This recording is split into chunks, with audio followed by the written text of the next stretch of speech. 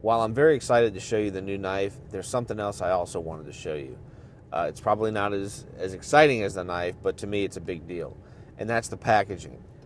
I put a lot of time and effort into making these knives, and I feel like the first impression you're going to get from me when I deliver one of these knives to you is the box that it comes in.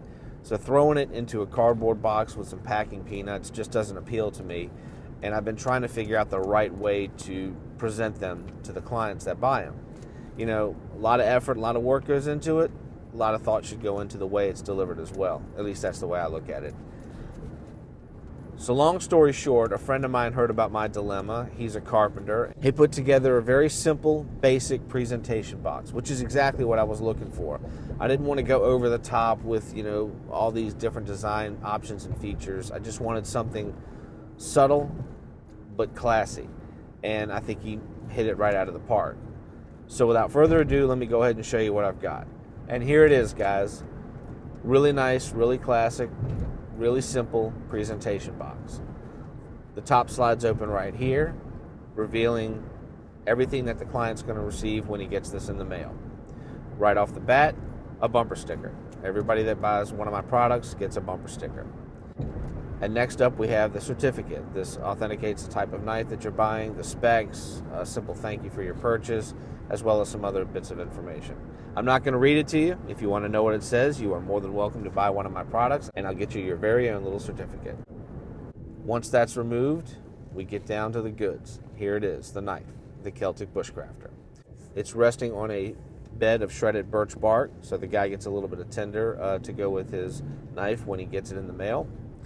And again, the Celtic Bushcrafter is nothing new. This is a design I've done before in the past, so I'm not going to bore you with all the specs. I'll throw them up on the screen. You can read them as they drift across. I'll just cover some of the basic differences in this knife as opposed to some of the other ones that I've made like this.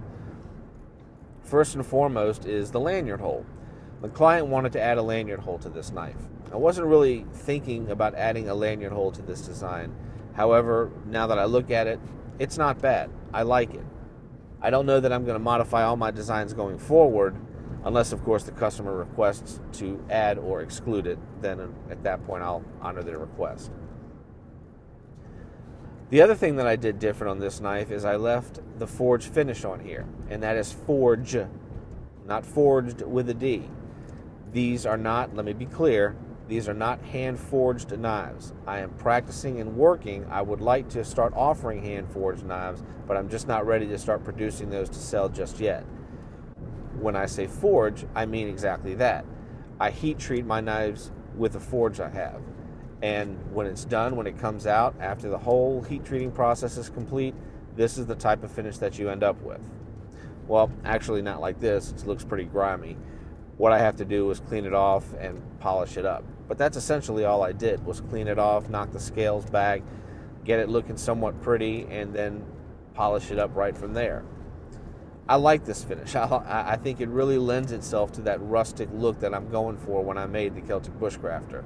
This is the first knife like this that I've done. I think it came out fantastic.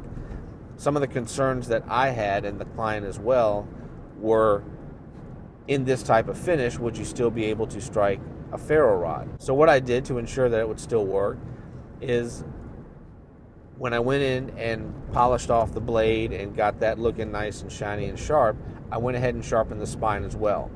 So really the face of the knife has that forged look on it. The back here is extremely straight, extremely sharp, and will do perfectly when striking a ferro rod.